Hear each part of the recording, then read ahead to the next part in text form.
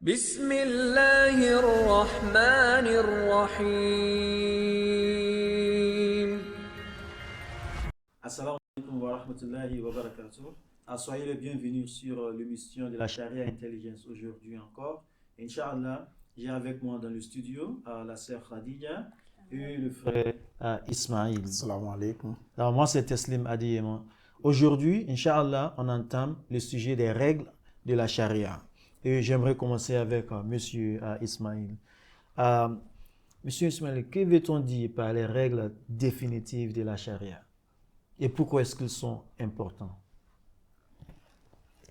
Alors, c'est bien, et la question est très bien posée. Alors, merci pour la question. Alors, quand on parle des règles de la charia, vous savez, je commence par une sorte de, je peux dire, d'un petit commentaire.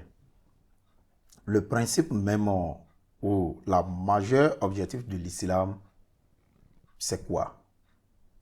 La majeure objectif de l'islam, c'est en quelque sorte de nous protéger contre le mal et de nous pousser à agir et conformément à la volonté de Dieu. Donc ça, c'est la majeure objectif de l'islam. Alors, les règles de l'islam tombent comme étant des principes qui sont venus dans le monde pour aider les frères musulmans à quand même savoir ou identifier, je peux dire, ce qui est bon et ce qui est mauvais. Donc, on appelle ces règles-là les Akam al-Taklifiya. Akam al-Taklifiya. Donc, Akam al-Taklifiya, c'est en quelque sorte synonyme de responsabilité. Responsabilité parce que lorsque on a connaissance de ces règles, il y a une sorte de liberté qui est là. Et l'islam veut que les adeptes vivent de façon stable, de façon morale, et qu'ils se sentent souvent très fiers de leur religion. Donc c'est la raison pour laquelle ces règles-là tombent. Alors, au nom de ces règles, on a fondamentalement 5 règles, 5 règles ou principes de l'islam. Alors, la première règle, c'est le fard ou le wajib. Le fard ou le wajib, c'est en quelque sorte ce qui est obligatoire. Ce qui est obligatoire. Alors, lorsque vous ne l'observez pas, lorsque vous ne le respectez pas, ça peut vous conduire au péché. Donc, à ce niveau, le principe nous permet d'identifier certaines choses dans nos comportements qui nous permettent de savoir que ça, en islam, on doit le faire. Mais si je ne le fais pas, ça peut me conduire à un péché. Alors, après le fard ou le wajib, nous avons ce qu'on appelle le mustahab ou le mandoub. Le mustahab ou le mandoub, à ce niveau, les choses sont en quelque sorte recommandées, encouragées, aimées. Lorsque vous ne les accomplissez et lorsque vous l'omettez, il n'y a pas une punition. Mais lorsque vous arrivez à les respecter, vous avez la bénédiction, vous avez la récompense en quelque sorte, je peux dire. Il y a une récompense qui est là. Donc là, c'est recommandé, c'est encouragé, c'est aimé, mais il n'y a pas une punition lorsque vous ne les accomplissez pas. Mais quand vous arrivez à les respecter, il y a une récompense qui est là. Alors après le mustahab ou le mandoub, nous avons la troisième qui est en quelque sorte ce qu'on appelle le mouba. Alors le mouba, c'est au niveau du mouba que tout est même permis. Au niveau du mouba, c'est là même l'enjeu de l'islam parce que là, tout est permis en islam. Tout est permis sauf ce qui a été banni par le Coran et la Sunna du prophète sallallahu alayhi wa sallam. Donc, au niveau du mandoub, parce que vous voyez, il y a des textes dans le Coran et dans la Sunna qui, parfois, oui, c'est vrai que c'est explicite, mais il y a des conditions qui arrivent dans lesquelles nous savons, oui, et ceci n'est pas permis, mais je me retrouve dans une condition terrible où c'est la seule solution pour moi de pouvoir m'en sortir. Alors, ce n'est pas un péché lorsque je sais que je vais le faire de façon circonstancielle. Ce qui est important dans comment on appelle, dans le mouba, c'est l'intention. C'est l'intention qu'on a lorsque nous sommes en train de piétiner certaines règles que nous savons qui sont des règles explicites. C'est l'intention. Est-ce que je le fais intentionnellement ou bien je le fais parce qu'il y a des circonstances qui m'obligent à le faire? Donc, c'est en quelque sorte, c'est la règle de la permissibilité. Ici, tout est permis. C'est comme l'état original. C'est l'état original. Alors, et après le mouba, nous avons la quatrième règle qui est le makruh. Là, les choses sont découragées, ce n'est pas aimé, mais si vous les commettez, et c'est toléré, excusez-moi, ce n'est pas aimé, c'est découragé, mais c'est toléré. Mais si vous les observez, si vous les commettez, il n'y a pas une punition. Bien qu'on a dit que c'est découragé, ce n'est pas aimé, c'est toléré. Au cas où vous commettez, il n'y a pas une punition. Alors, la cinquième règle, c'est la toute dernière et c'est là maintenant, il y a ce qu'on appelle la condamnation finale, c'est haram. Haram, tout ce qui c'est interdit, c'est banni, c'est que quand vous le commettez directement, c'est un péché. Donc, haram est la dernière phase. Alors, la toute petite clarification que je voulais apporter, et oui, pour ceux qui se sont imprégnés de ces règles, c'est un peu se rendre compte que elles sont au nombre de 7. C'est au niveau du makruh qu'il y a cette petite clarification, parce que lorsque les choses sont au niveau du makruh, on a deux sortes de makruh. On a le makruh tahrimi et le makruh tanzihi. Alors, je crois que nous avons les 5, j'ai énuméré les 5 règles. Nous avons le fard et le wajib. Nous avons ce qu'on appelle le mustahab ou le mandoub. Nous avons ce qu'on appelle le mubah. Et nous avons le makruh et nous avons ce qu'on appelle haram. Ce sont les 5 règles fondamentales de l'islam. Merci beaucoup. Merci beaucoup, Sœur Khadija. Je ne sais pas si vous avez quelques mots à ajouter sur cette question avant que je revienne à vous sur votre question. Oui, dans l'école Hanafi, on dit que fard, c'est obligatoire. Et on trouve cela dans les textes coraniques et la sunna du prophète. Et ensuite, nous avons wajib. Wajib n'est pas aussi fort que fard, mais c'est aussi obligatoire. Et l'école Hanafi aussi, ils ont dit au niveau de makruh, ils ont 2 types de makruh. Ils ont le makruh tahrimi et le makruh tanzihi. Oui. D'accord. Donc, si je comprends, au lieu des 5 règles, chez les Hanafi, ils ajoutent 2 niveaux sur ces 5. Donc, au lieu des 5, ils ont 7.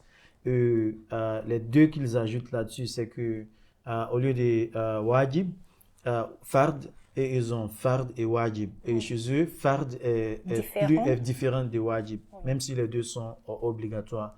Mais la nature d'obligation de fard est plus forte que celle de wajib. Et quand on parle de makruh, c'est qu'ils ont 2 types de makruh. Il y a makruh tahrimi et makruh tanzihi.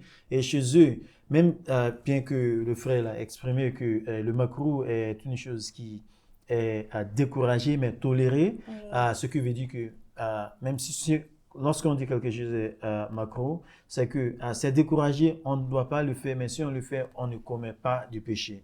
Mais chez les Hanafis, si les Hanafis disent que l'école juridique des Hanafis, si dans cette école, si on dit que quelque chose est makruh tahrimi, cela veut dire que même si c'est découragé, et si on le fait, c'est aussi haram, parce qu'avec makruh mais le haram n'est pas le haram, c'est découragé, c'est interdit, mais l'interdiction n'est pas au même niveau avec l'interdiction du haram, parce que l'interdiction du haram, la source de l'interdiction du haram vient du Coran ou du Sunna du Prophète sallallahu alayhi wa sallam. Mais la source de l'interdiction de makruh tahrimi ne vient pas du Coran et du Sunna du Prophète sallallahu alayhi wa sallam. Ça vient peut-être de l'analyse d'un érudit. Bon, lui, il voit que si on fait ceci, c'est haram. Mais ce n'est pas que c'est le Coran, mais c'est dans le Sunna du Prophète sallallahu alayhi wa sallam. Donc, ils ont deux différents types de makruh. L'un est tahrimi, l'autre est tanzihi. Sur le tanzihi, c'est comme les autres écoles le définissent. Ce qui veut dire que si une personne commet quelque chose qui est considéré comme makruh, la personne n'a pas de péché, même si la chose est découragée, c'est seulement toléré. Mais quand on dit c'est makruh tahrimi, chez les Hanafi, cela veut dire que selon quelques érudits, ceci est un péché de le commettre, si je comprends très bien. Merci beaucoup pour cela, Sœur Khadija. Donc, le frère a fait les définitions de ces différentes règles. Est-ce que vous pouvez nous donner des exemples concrets de ces exemples? Quand on dit wajib, quels sont les exemples de wajib? Quand on dit mustahab, mandoub, quels sont ces exemples? Merci beaucoup. Nous, Ahkam al-Taklifiyya sont les valeurs de notre vie quotidienne. Chaque chose que nous faisions ont une valeur dans l'islam. Quand nous parlons de fard ou wajib, ce sont les choses que nous faisions qui sont obligatoires pour chaque musulman. Et si on le met, comme le monsieur a dit, ce serait comme un péché. Nous avons les 5 prières, payer l'aumône, zakat, le pèlerinage, hajj. Nous avons jeûné le mois du Ramadan et toutes les choses qui viennent avec l'adoration dans la religion d'islam. Et aussi, deuxièmement, nous avons le mustahab. Des exemples sont la gentillesse, aider nos parents, dire la vérité, toutes les choses qui sont bonnes et qui sont encouragées. Si on ne le fait pas, il n'y a pas de péché, mais si on le fait, on est récompensé par Allah subhanahu wa ta'ala. La troisième, c'est Mubah, et ici nous avons beaucoup d'exemples. C'est notre vie quotidienne. Toutes les choses qui sont permissibles en islam toutes les choses sont permissibles dans l'islam, sauf les choses qui sont interdites directement par les textes. Nous avons mangé, quand nous mangeons, quand nous dormions, jouer, être avec nos épouses, l'éducation, voyager. La plupart des choses sont mubah. Il n'y a pas de récompense si on les fait. Il n'y a pas de péché si on le fait. Et même si on ne le fait pas, il n'y a rien. C'est mubah. Ensuite, nous avons makruh. Makruh, les choses qui sont découragées, comme le désordre, le gaspillage d'eau, la déforestation, trop manger, être en colère, les choses comme ça. Et ensuite, finalement, nous avons ce que nous appelons haram, les choses que dans la religion, c'est strictement interdit. Si on les fait, nous avons un péché. Si on ne les fait pas, nous avons une récompense. Pas faire le fard ou wajib, c'est haram. Mentir, voler, les choses qui sont vraiment très mal, même dans notre morale, c'est haram. Merci beaucoup. Comme la prostitution, l'adultère, tout cela. Exactement. Donc, merci beaucoup. Donc, on parle depuis des règles définitives qui cernent les valeurs, les valeurs quotidiennes des musulmans. Et aussi, il y a d'autres règles dans l'islam. Il y a surtout ce qu'on appelle les règles déclaratoires, ahkam al-wada'iyya, les règles qui cernent les conditions de quoi, quand il faut faire quelque chose, comment il faut faire quelque chose et quoi. Monsieur Ismaël, quelles sont ces règles, les règles déclaratoires de l'islam? Alors, oui, merci beaucoup pour la question. Et je crois que lorsqu'on parle des règles déclaratoires et je crois dans le processus de la justice, quand on dit que c'est déclaratoire, ça veut dire que ce n'est pas ce qui vient de l'origine. Ce n'est pas ce qui vient de l'origine. Ça veut dire que les règles déclaratoires sont des règles qui ont été promulguées et pour aider à résoudre certains problèmes nouvelles qui s'imposent à la société. Donc, ainsi, ces règles sont appelées en islam ici les hakam al-wadiyya. Alors, ces règles sont souvent des règles qui sont, qu'on peut dire que des règles additionnelles à ceux qu'on a énumérés, qui sont promulgués, qui sont reconnus et qui sont structurés dans les textes coraniques. Alors, ici, les règles déclaratoires, ça viennent pour renforcer en quelque sorte l'ensemble de ces règles. Parce que, vous voyez, aujourd'hui, nous faisons face à de nouvelles choses. Nous faisons face à de nouvelles choses. Et les règles que nous connaissons, les principes phares de l'islam que nous adorons avec un respect, ont commencé par prendre, comme on appelle, une dimension polémique parce que il y a des choses qui se créent, il y a des inventions et chaque jour, on se demande, mais est-ce que cela est permis? Est-ce que ceci est... Donc, ces règles déclaratoires viennent comme étant un plus pour soutenir et en quelque sorte analyser, voir est-ce que ceci est permis, est-ce que cela n'est pas permis. Par exemple, je donne un exemple très simple lorsqu'on dit que la prière est obligatoire. Oui, c'est très clair que dans les textes coraniques, la prière est obligatoire. Mais à ce niveau, il n'y a pas un détail, il n'y a pas une esprit, comment on appelle, un critère qui nous dit oui, bien que la prière est obligatoire, qui, ou quand et pourquoi il faut prier. La seule, comment on appelle, la seule règle que nous savons, c'est que nous savons que la prière est obligatoire. Alors, qui est censé prier? Est-ce que c'est tout le monde, même le bébé qui vient de naître ou bien qui a commencé par marcher ou qui parle, doit prier obligatoirement? Même quand on sait que sa raison, elle n'a pas encore toutes les capacités de comprendre ce qu'il est en train de faire. Mais à ce niveau-là, il n'y a pas une clarification de qui doit prier. Alors, il y a, comment on appelle, ces genres d'exemples qu'on peut citer, qui sont là, c'est pour juste montrer que quand on parle de ces règles déclaratoires, ce sont des règles qui viennent avec des conditions. Avec des conditions, ça veut dire que c'est conditionnel. Ce n'est pas, je peux dire, officiel, c'est conditionnel. Lorsqu'on dit ceci, alors on se demande pourquoi pas ça? Pourquoi, alors, qui et comment? Donc, en quelque sorte, ce sont des règles conditionnelles, si je peux me résumer en ces termes. Donc, il faut noter que l'importance de ces règles sont déjà là. Leur importance, c'est de venir soutenir, en quelque sorte, de façon conditionnelle, les règles et phares que nous connaissons dans l'islam. Parce que il y a de ces questions telles que qui, quand, où ou pourquoi il faut prier.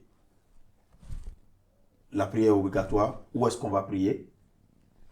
Quand est-ce qu'on doit prier? Qui doit prier? Vous voyez, il y a de ces conditions-là qui sont là, qui parfois les règles déclaratoires nous aident à quand même résoudre.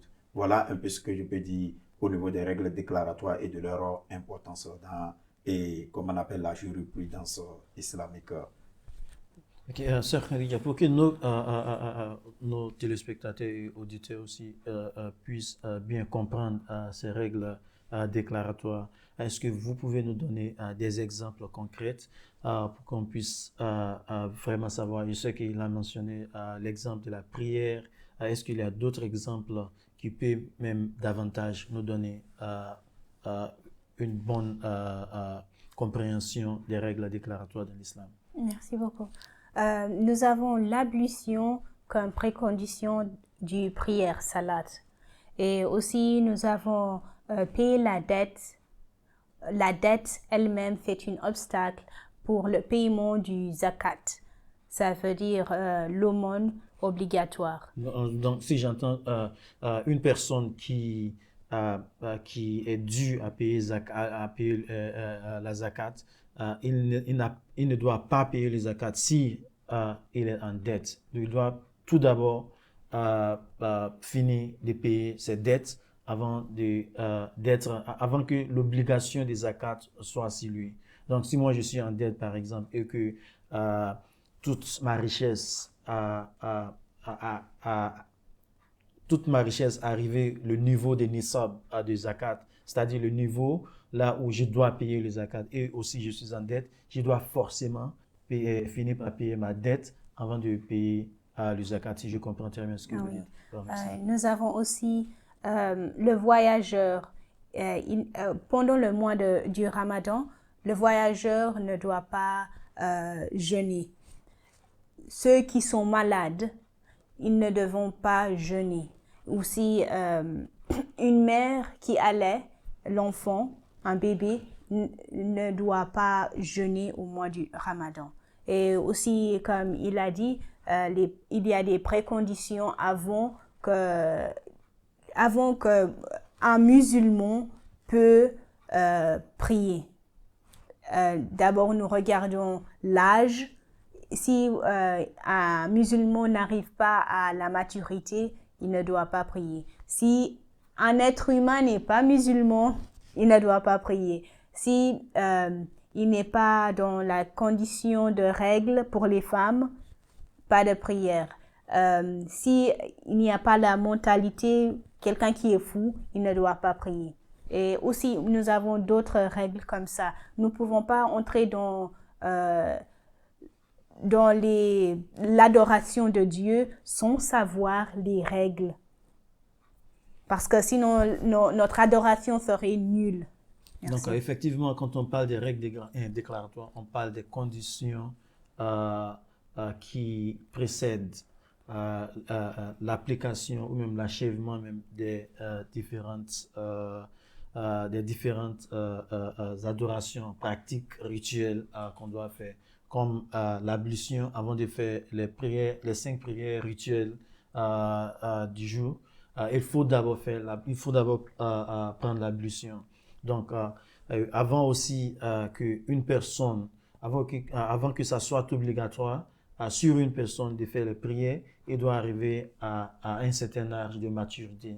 Donc, avant cet âge, il n'est pas obligatoire à un enfant, par exemple, de faire les prières. On peut les amener à la mosquée pour les encourager, pour les préparer pour ce temps-là, lorsqu'ils seront matures pour aller à la mosquée faire les prières obligatoires. Mais il n'est pas nécessairement obligatoire à un enfant d'aller faire les prières. Donc, il faut faire attention. On ne les fera pas parce que tu dois aller faire la prière forcément. Non, on les encourage à cet âge-là. C'est lorsqu'une personne est arrivée à l'âge mature que ça devient obligatoire à cette personne. Si la personne ne prie pas, ça devient un péché sur la personne.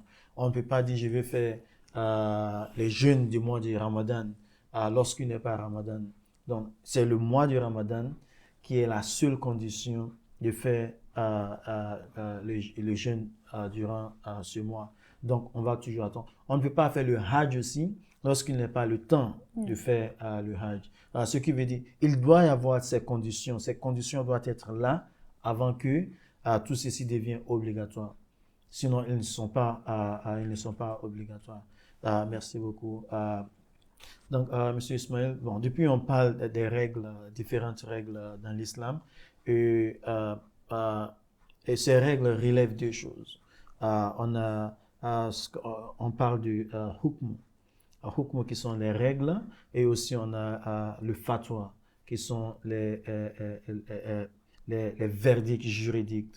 Quelle est la différence entre le hukm, les règles, et les verdicts qu'on appelle les fatwas? Alors, et merci bien pour la question. Je crois que à ce niveau, nous devons comprendre la nature de ce qui est hukum. Hukum, on a bien précisé que ce sont l'ensemble de ces règles que nous avons précédemment citées. Alors, les fatwas sont considérés comme étant des verdicts.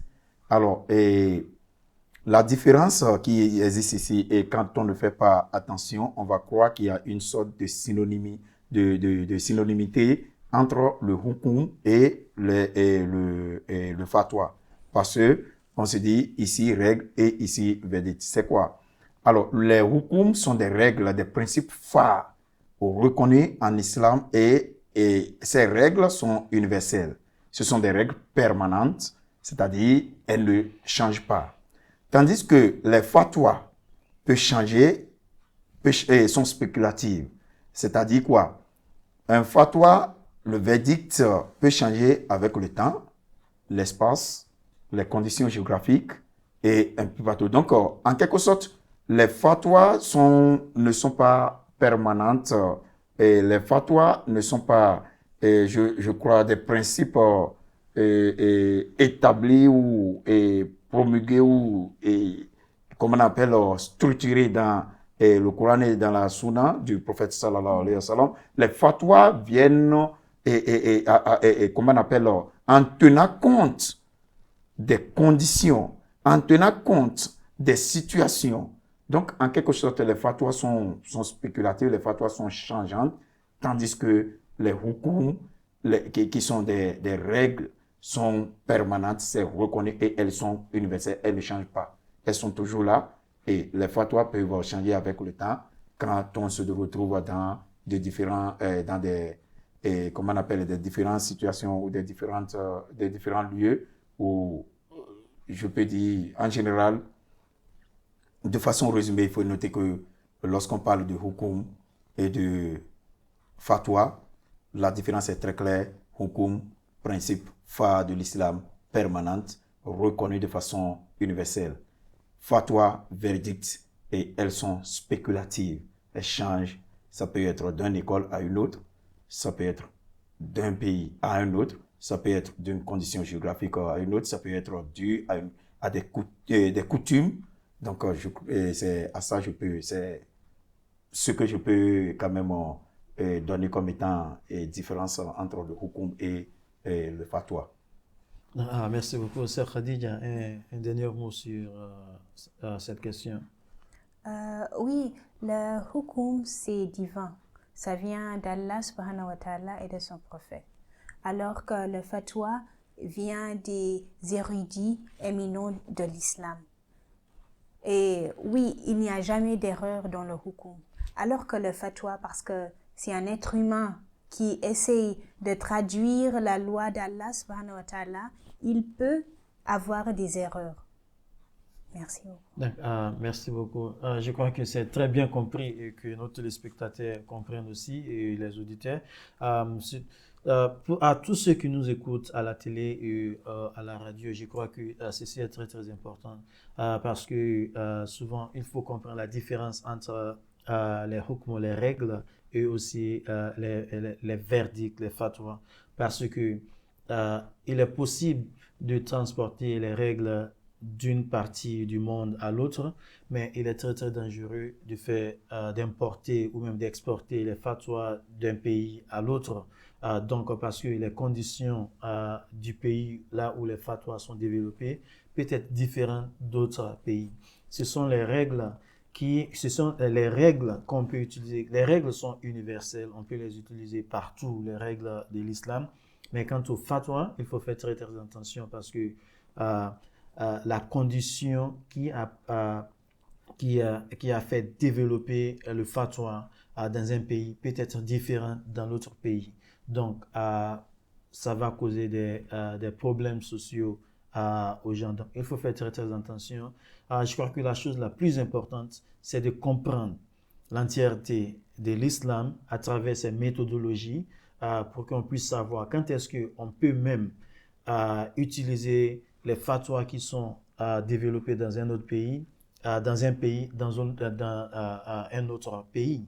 Donc, je crois que la connaissance de l'islam est très très importante. Il faut que tout musulman aille à la recherche de la connaissance de l'islam pour qu'on puisse bien utiliser l'islam et pour qu'on ne cause pas de problèmes dans la société au nom d'Allah subhanahu wa ta'ala.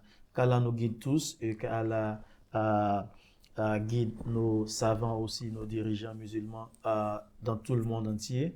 Et Inch'Allah, qu'Allah nous pardonne des fautes qu'on a commises déjà et qui nous guide, qui nous dirige sur la bonne voie. Merci beaucoup, chers frères et sœurs, d'être ici aujourd'hui. Et Inch'Allah, on s'arrêtera ici aujourd'hui encore et pour continuer dans l'épisode prochain. Au revoir. Assalamu alaikum wa rahmatullahi wa barakatuh. Wa alaikum salam wa rahmatullahi.